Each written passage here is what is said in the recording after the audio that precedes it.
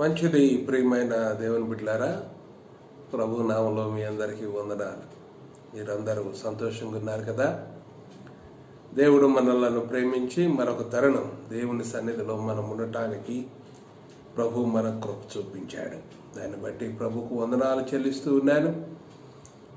దేవుడు మనలను ప్రేమించి మనకిస్తున్నటువంటి ఈ యొక్క బోధ అంతటిలో కూడా మనం చక్కగా అని విని దాని ప్రకారం నడుచుకునేటువంటి వారిగా ఉండాలని మనం చేస్తూ ఉన్నాను.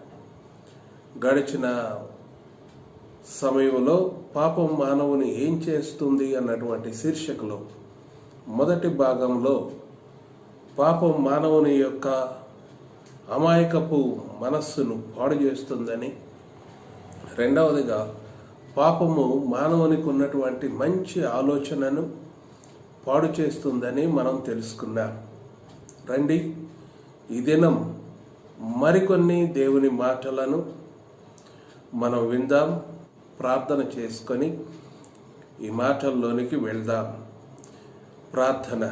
దయగలిగిన మా తండ్రి, కృపగలిగిన మా నాయన, సర్వశక్తిమంతుడైన మా దేవా, నీకు వందనాలు. ఈ సమయమందు నీ కృపగల సన్నిధి మాకు తోడున్న దయచేయండి. మేమే మాటలైతే వినాలని మీరు ఆశించారో ఆ మాటలను మేము వినటానికి, ఆ మాటల ప్రకారం జీవించటానికి మీరు మాకు సహాయం చేయండి.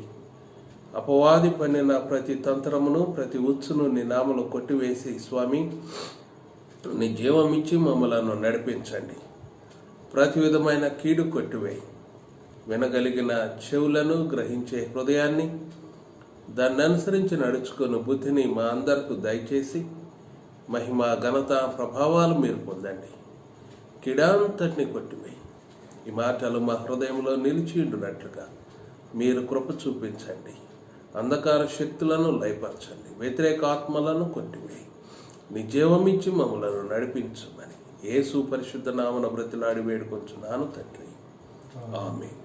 ప్రియమైన దేవుని బిడ్డలారా, మానవుని జీవితంలో ఉన్నటువంటి క్లిష్టమైనటువంటి పరిస్థితి ఏదైనా ఉన్నదంటే అది పాపం. పాపం మానవుని భయంకరమైనటువంటి పరిస్థితుల్లోనికి నెట్టేస్తుంది. పాపం మన మనసాక్షిని పాడు చేస్తుంది. అలాగే పాపము మన మంచి ఆలోచన విధానాన్ని పాడు చేస్తుంది. మనం తెలుసుకున్నాం ఆ విషయాలను. ఇది పాపము మానవుని యొక్క హృదయమును కఠినపరుస్తుంది. హెబ్రీలకు రాసిన పత్రిక 3వ అధ్యాయము 12వ వచనము నుండి 14వ వచనం వరకు గనక మనం చూస్తే, దానిలో పాపము వలన హృదయం కఠినపరచబడుతుంది అని అర్థమవుతుంది. ప్రియమైన దేవుని బిడ్డలారా, పాపము వలన మానవుని హృదయము కఠినపరచబడి దేవుని మాటకు లోబడే మనస్సు నుండి వానిని తొలగించి వేస్తుందట. ఇశ్రాయేలు ప్రజలు వారు బయలుదేరి వచ్చినప్పుడు కొద్ది సమయంలో చేరవలసినటువంటి ఆ యొక్క ప్రదేశాన్ని చేరలేకపోవడానికి కారణం ఏంటంటే, వారు దేవుని మాటకు లోబడకుండా ఉండటం. దేవుని మాటకు లోబడకపోవడానికి కారణం ఏంటంటే కఠినమైనటువంటి మనస్సు. ఈ కఠినమైన మనస్సు వారికి అవ్వటానికి గల కారణం ఏంటంటే వారి జీవితంలో వారికి ఉన్నటువంటి లోకాశ, శరీరాశ, జీవపు డంబములు అని మనకు అర్థమవుతుంది. మాటి మాటికి వారికి కలిగేటువంటి అసౌకర్యానికి, ప్రయాణం వల్ల కలిగేటువంటి శ్రమకు, అలసటకు వారు బహుగా దేవునిపై తిరుగుబాటు చేసేటువంటి వారిగా, మాట్లాడేటువంటి వారిగా ఉన్నారు. ఆ యొక్క మాటలను మనం ఎరుగుదు. ఎలాంటి మాటలు మాట్లాడతారు? మేము అడవిలో చంపటానికి మమ్మలను తీసుకొచ్చారా? ఎందుకు మమ్మలను తీసుకొచ్చారు? చివరికి ఎక్కడ దాకా పోయిందంటే, వారికి ఇవ్వబడేటువంటి స్వాతంత్రం మీద కానీ, లేకుంటే వారికి దొరికేటువంటి ప్రాంతము కానీ, స్వేచ్ఛను కానీ సంతోష సమాధానము కానీ కోరుకొనలేక బానిస బ్రతుకునే కోరుకునే అంతగా,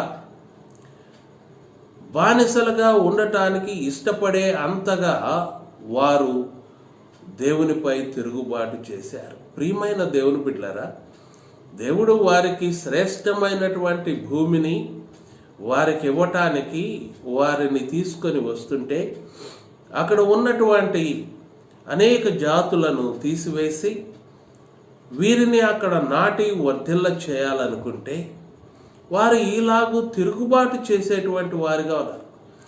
దేవుడు అంటాడు, ఈ 10 మార్లు వీరు నా విషయంలో తిరుగుబాటు చేశారయ్యా, వీరిని తీసేద్దాం, వీరొద్దు, నీ ద్వారా నేను ఒక జనాంగాన్ని తయారు చేస్తానని అంటే మోషే దేవుని ఎదుట సాగిలపడవలసి వచ్చింది. ఈ సంగతి మనకు తెలుసు. కనుక కేవలము వారి కఠినమైనటువంటి హృదయం, వారి హృదయాన్ని కఠినపరుచుకోబట్టే వారు తిరుగుబాటు చేసేటువంటి వారిగా ఉన్నారు. ఎంత కఠినమైన హృదయం అయిపోయిందండి.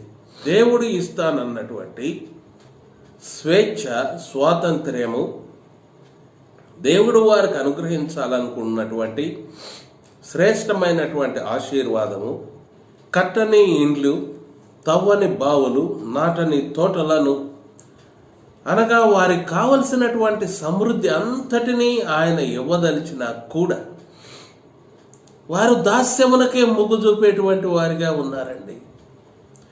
ప్రియమైనటువంటి దేవుని బిడ్డలారా, మన హృదయం ఎలాంటి కఠినమైనటువంటి హృదయం! శ్రేష్టమైన వాటిని వదులుకొని అసౌకర్యము, దాస్యమును కోరుకునేటువంటి మనసు మనలను ఏలుతూ ఉంది. యేసు ప్రభు వారిని సిలువకు అప్పగించటానికి ముందు కూడా పిలాతు ఆ మాట అడుగుతూ ఉన్నాడు మనుషులను. పస్కా పండుగ సమయమందు మేము ఒక నిందితుడిని రిలీజ్ చేస్తాం కదా, విడుదల చేస్తాం కదా, మీరు ఎవరి విడుదల చేయమంటాము మీరు చెప్పండి అని చెప్పేసి అడిగినప్పుడు ఇశ్రాయేలు ప్రజలు నీతిమంతుడైనటువంటి క్రీస్తును వదిలివేసి ఎవరి విడుదల కోరుకున్నారండి? దొంగ, హంతకుడు అయినటువంటి బరబ్బా విడుదలను కోరుకున్నటువంటి మనస్తత్వము మనది. మంచిని కోరుకునేటువంటి మనసు మనకు అబ్బటం లేదు. శ్రేష్టత, ఎంత గొప్ప శ్రేష్టమైనటువంటి ధన్యకరమైనటువంటి పరిస్థితి మనకు దేవుడు అనుగ్రహించబోతున్నాడో దాని మీద మనసు పెట్టడానికి మనుషులకు శక్తి చాలటం లేదనాలా, లేకుంటే అలాంటి ఆలోచన సరళి మనకు లేదనాలా, లేకుంటే మన హృదయాన్ని కఠినపరుచుకుంటూ పాపమునే కోరుకుంటున్నామా? దేవుని వాక్యం అంటుంది, మీరు లోకం వైపు చూడొద్దు, పైనున్న వాటినే మీరు వెతకండి అన్నటువంటి చెప్పబడుతున్నప్పటికీ కూడా మానవుడు లోక సంబంధమైన విషయాలనే కోరుకుంటున్నాడు తప్ప, లోక సౌఖ్యమును కోరుకుంటున్నాడు తప్ప, ఆత్మ సంబంధమైనటువంటి సౌఖ్యాన్ని, పరలోకములో తనుండేటువంటి ఆ స్థితిని పొందటానికి పైనున్న వాటిని వెతికేటువంటి లక్షణమును అలవర్చుకోవటం మానవునికి సాధ్యం కావటం లేదు. ప్రియమైనటువంటి దేవుని బిడ్డలారా, పాపం వెంబడి పరిగెత్తేటువంటి మనస్సు, శాపమును కోరుకునేటువంటి మనస్సు, అపవాది కుమారులుగా వాడి ఇచ్చలను నెరవేర్చేటువంటి స్వభావము మనకు అలవాటైపోయింది. దేవుడు అనుగ్రహించాలనుకుంటున్నటువంటి అద్భుతమైనటువంటి ఆశీర్వాదమును చాలా తేలికగా తీసివేసి లోకములో ఉన్నటువంటి ఆశలను అనుసరించి నడిచేటువంటి వారిగా మనం సిద్ధపడుతూ ఉన్నాం. వాటినే కోరుకుంటున్నాం. పైగా మానవుడు ఏమంటాడంటే, ఎవరు చూడొచ్చారు, ఎవరు చూశారు, ఎవరికి తెలుసు పరలోకం ఉందనో, లేకుంటే ఇంకా ఇంకా ఏమి ఉన్నాయో అనేది ఎవరికి తెలుసాయా, ఎవరు చూడొచ్చారు? ప్రియమైనటువంటి వారులారా, దేవుని వాక్యం సత్యము, ఆ సంగతి మనం ఎరుగుదు.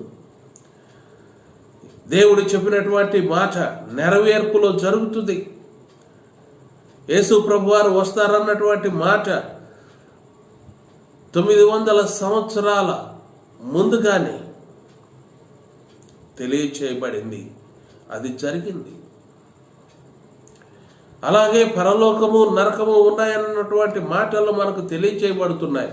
అవి కూడా జరుగుతాయి. దానిలో మనము డౌట్ పడవలసినటువంటి అవసరత ఏమాత్రం లేదు. కనుక పైనున్న వాటిని వెతకవలసినటువంటి మనస్సు నీకు రాకపోవటానికి కారణం నీ శరీర సంబంధమైనటువంటి ఆశలే. క్రీస్తును ఎక్కువగా ప్రేమించి లోకమును త్యజించే మనస్సు లేకపోవటమే, ఆత్మ సంబంధమైన వ్యక్తిగా ఉండి శరీరమును నలగగొట్టుకోలేకపోవటమే దానికి కారణమవుతుంది. నీ హృదయం ఎంత కఠినపరుచుకున్నావు స్వామి? నీ హృదయాన్ని ఎంతగా దేవుని మాటకు లోబడనొల్లనటువంటి హృదయంగా మారిపోయింది. బండ వంటి మనస్సు, కఠినమైన మనస్సు. దేవుడు అంటున్నాడు, నా యొద్దకు వస్తే ఆ యొక్క రాతి వంటి మనస్సును నేను తీసివేసి, ఆ గుండెను తీసివేసి మాంసపు గుండెను నేను ఇస్తాను, నా ఆజ్ఞలను అనుసరించువానిగా నేను చేస్తాను అని చెప్పేసి ప్రభు తెలియజేస్తూ ఉన్నాడు.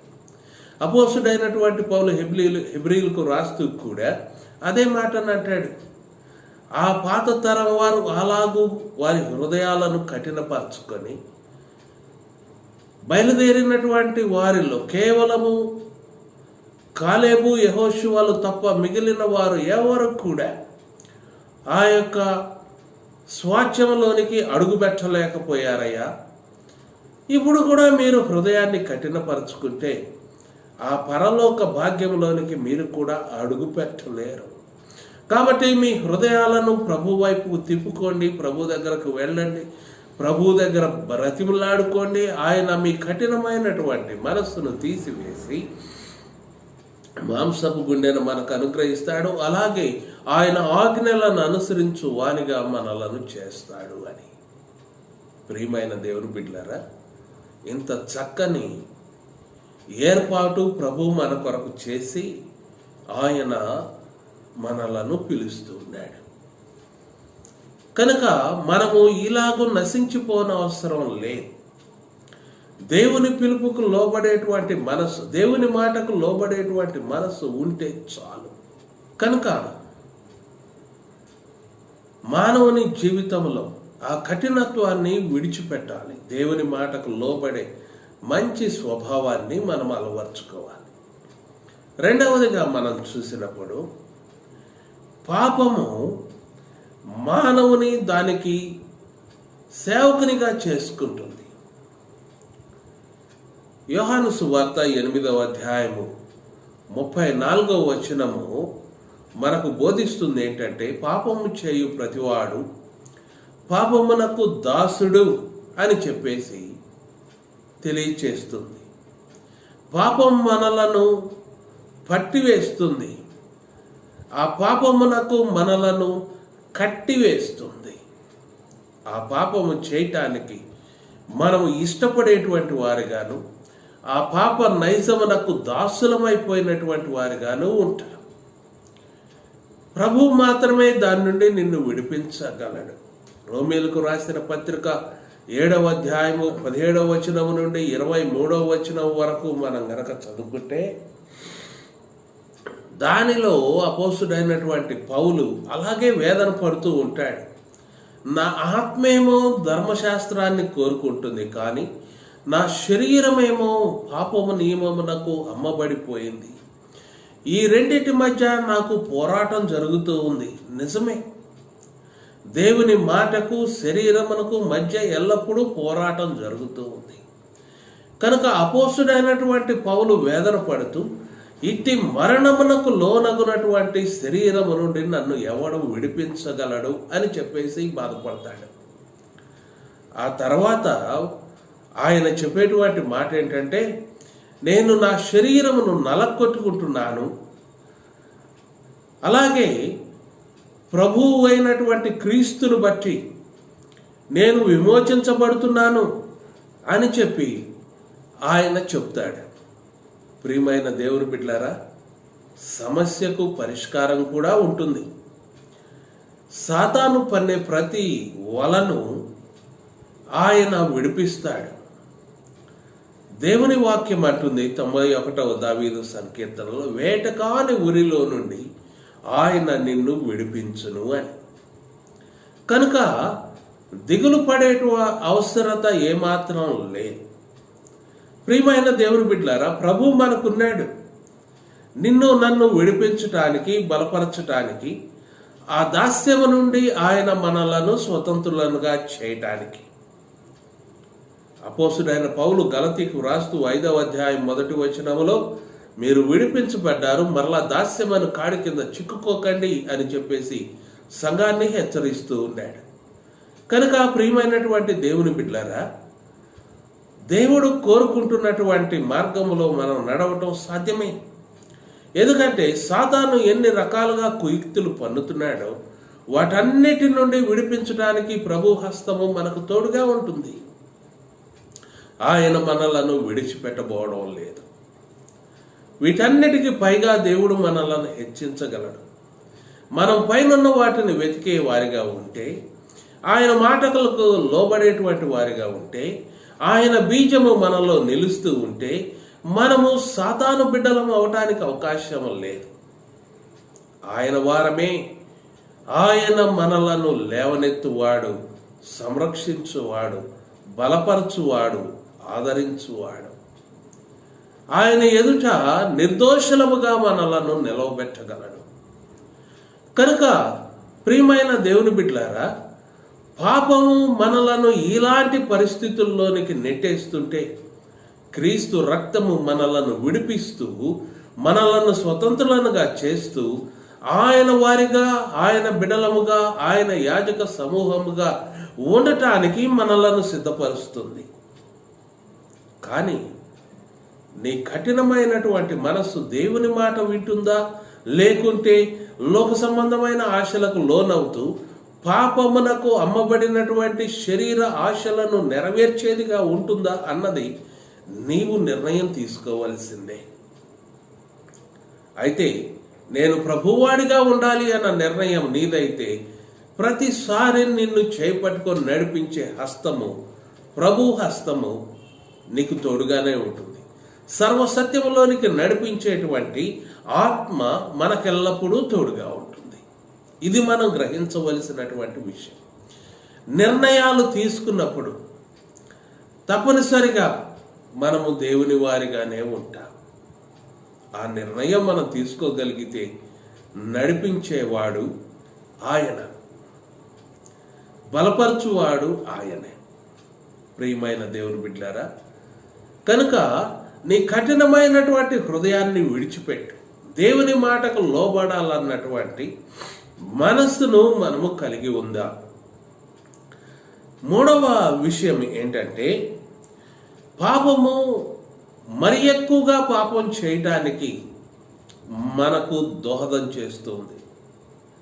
ప్రియమైన దేవుని బిడ్డలారా, యాకోబు పత్రిక 1వ అధ్యాయము 12వ వచనము నుండి 16వ వచనం వరకు మనం గనక చదివితే, అక్కడ శోధించబడుతుంది దేవుని బట్టి కాదని, శోధన సహించేవాడు ధన్యుడని, పాపము చేయడానికి కారణం మనలో ఉన్నటువంటి ఆశలని, మన దురాశల చేత మనం పట్టబడుతున్నామని, ఏడవబడుతున్నామని, మరలుగొల్పబడుతున్నామని, ఆ పాపము చేయటానికి మనము సాహసించే వారిగా చేస్తుందని, ఆ పాపం మనలను మరణానికి తీసుకొని వెళ్తుందని మనం చదువుకుంటాం. పాపం మనలను మాటిమాటికి ఆ పాపం చేసేటువంటి వారిగా మనలను చేస్తూ ఉంది. ఎందుకంటే పాపం మనలను దాసులనుగా చేసేసింది. కనుక ఆ పాపం మాటిమాటికి మనం చేసేటువంటి వారిగా ఉన్నాం. ఒక పాపము అనేక పాపాలకు కారణమవుతుంది.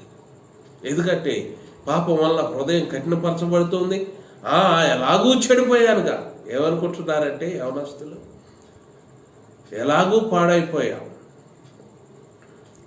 ఎలాగూ చెడిపోయాం, ఈ యొక్క అలవాటేంటి, అన్ని అలవాట్లు మావి. ఇది వారి ఆలోచన విధానం. చెప్పానుగా, మంచి ఆలోచనను పాపం పాడు చేస్తుందని. కనుక ప్రియమైనటువంటి దేవుని బిడ్డలారా, ఇలాగూ పాపము మన హృదయాన్ని కఠినపరిచి మంచి ఆలోచన సరళిని పాడు చేసేసి ఇప్పుడు పాపం వెంబడి పాపం చేసేటువంటి వారిగా మీ జీవితంలో అనుభవంలో అనేక మందికి ఈ విషయం ఉండొచ్చు. ఏంటంటే, ఎవరైనా ఒక అబద్ధం చెబితే ఆ అబద్ధమును దాచటానికి మరొక అబద్ధం మీద అబద్ధం చెప్పవలసినటువంటి పరిస్థితులు వస్తాయి. ఆ నిజమును దాచటానికి అబద్ధాన్ని ఆశ్రయించినప్పుడు నిజం చెప్తే అప్పుడుతోటి అయిపోతుంది. కానీ ఆ అబద్ధం చెప్పినప్పుడు ఆ అబద్ధము బయటపడకుండా ఉండటానికి మరొక అబద్ధం ఇలాగూ నీ జీవితాన్ని అబద్ధానికి కట్టేస్తుంది సాతాను. కొంతమందిని కోపానికి కట్టేసింది, కొంతమందిని బూతులకు కట్టేసింది, కొంతమందిని రకరకాలైనటువంటి వ్యామోహాలకు కట్టేసింది, కొంతమందిని పాపమునకు కట్టేసింది, కొంతమందిని వ్యభిచారమునకు కట్టేసింది, కొంతమందిని తాగుడుకు కట్టేసింది, కొంతమంది వ్యసనాలకు కట్టేసింది. ఇలాగూ కట్టివేయబడినటువంటి మనిషిని విడిపించేవాడు ఆయనే.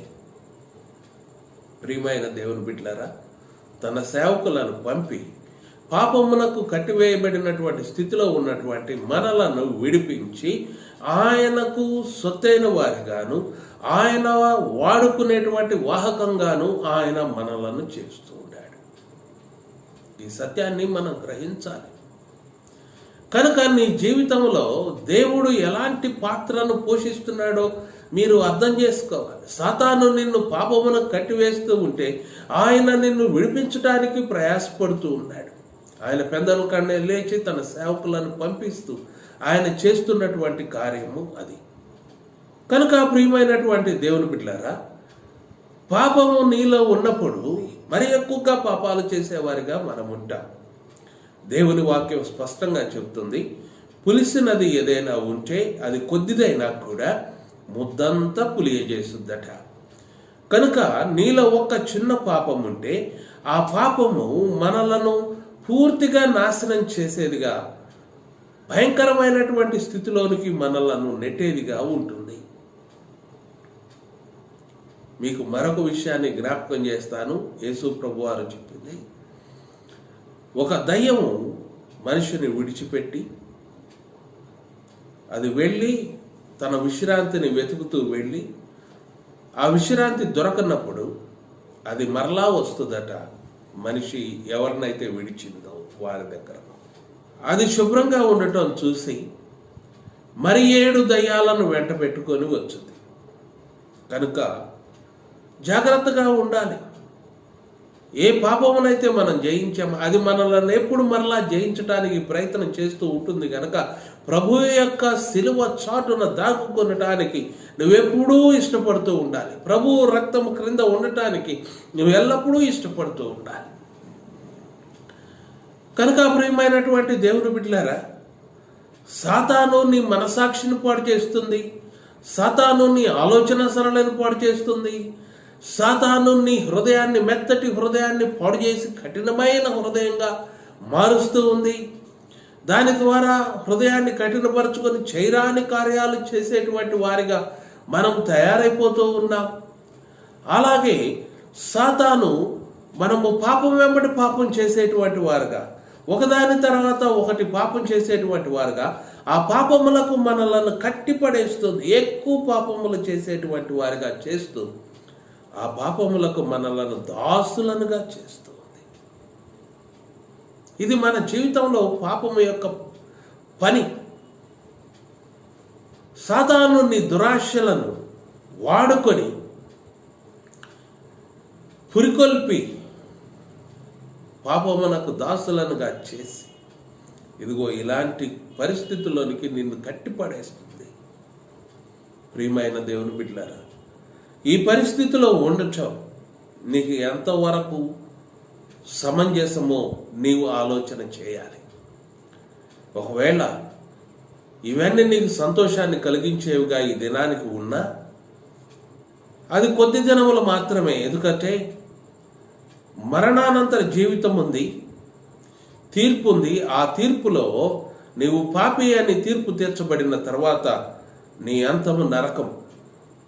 నాకు తెలిసినంత వరకు ఎవరు కూడా నరకానికి వెళ్ళాలని కోరుకోరు. నీవు కూడా కోరుకోవు, నాకు తెలుసు. కానీ నీ శక్తి లేకపోతే, అనగా ఈ పాపమును సాతాను పెట్టేటువంటి చిక్కులను జయించటం నీకు సాధ్యం కాకపోతే, నీవు ప్రభువును శరణవేడు, ప్రభువును ఆశ్రయించు. ప్రభు అంటున్నాడు, నన్ను ఆశ్రయించిన వాడు బ్రతుకుతాడు అని. కనుక ప్రియమైనటువంటి వారలారా, మనం పరలోకములో జీవించి ఉండటానికి వీలు కలుగునట్లుగా మనము ప్రభు వైపు చూద్దాం. ప్రభు వైపు మన హృదయాలను ఎత్తుకుందాం. శరీర ఆశలను, పాపమును ఆత్మచేత చంపివేస్తూ మన శరీరాశలను నెరవేర్చుకొని వారిగా కాక దేవుని యొక్క చిత్తమును జరిగించుకొనటానికి ఇష్టపడు వారిగా మన హృదయాలను మెత్తన చేసుకుందాం. ఆయన మనకు చేయూతనిచ్చు దేవుడు. ఆయన మనలను లేవనెత్తేటువంటి దేవుడు. ఆయన మనలను విడిచిపెట్టబోవటం లేదు. ఈ దినమందైనా నీవు ఈ సమాధానకరమైనటువంటి సత్యాన్ని తెలుసుకొని దేవుని వైపు మరలటం అవసరం. దేవుని వైపు చూడటం అవసరం. కన్నీరు విడిచి నీ పశ్చాత్తాపడటం అవసరం. దేవుని చేతుల్లో వాలిపోవటం అవసరం. ప్రియమైన వారలారా, పాపము మనకు తెలియకుండానే మన జీవితాన్ని ఈలాగూ ప్రభావితం చేస్తూ ఉంది. ప్రభు మనకు తోడుగా ఉన్నాడు. ఆయన హస్తం చాపి ఆయన అంటాడు, లోబడ నొల్లని జనుల వైపు దినమెల్లా నా చేతులు చాచించాను. ఆ చాచిన చేతులను నువ్వు చూస్తున్నావా? చూడండి, కళ్ళు మూసుకుందాం, ప్రార్థన చేద్దాం. ఆ చాచిన చేతులను చూస్తూ ఆయనను అడుగుదాం. సిలువలో వేలాడిన యేసయ్యను చూస్తూ ఆయన రక్తంలో కడగబడటానికి ఇష్టపడుతూ ఆయన సన్నిధిలో ప్రార్థన చేసుకుందాం. ఆయన్ని అడుగుదాం. ఆయన మనలను విమోచించు దేవుడు. ప్రార్థన చేసుకుందాం. దయగలిగిన మా తండ్రి, కృపగలిగిన మా నాయన, సర్వశక్తిమంతుడైన మా దేవా, నీకు వందనాలు. నీవు మమ్మలను ఎంత ప్రేమించావు ప్రభువా. సాతాను మమ్మలను ఈలాగు పాపమునకు కట్టివేసి, నాయన పాపమునకు దాసులనుగా చేసి, మా మంచి మనసాక్షిని, మా మెత్తటి హృదయాన్ని కఠినపరిచి పాడు చేసి, ప్రభువా నీకు దూరస్తులుగా మమ్మలను చేయటానికి అది చేస్తున్నటువంటి ప్రయత్నములన్నిటిలో కూడా ప్రభువా నువ్వు మాకు తోడుగా ఉండటానికి ఇష్టపడుతున్నావు. నీ హస్తములను చాపుతూ ఉన్నావు కనుక నిన్ను స్తుతిస్తున్నాను ప్రభువా. ఆ చాచిన హస్తముల్లోనికి మేము పెట్టుకుంటున్నాం. మమ్మలను మీరు సంరక్షించండి. మా యొక్క కఠినమైన హృదయాలను తీసివేసి మాంసపు గుండెను మీరు మాకివ్వండి స్వామి. నీకు లోబడే మనస్సును మీరు మాకివ్వండి.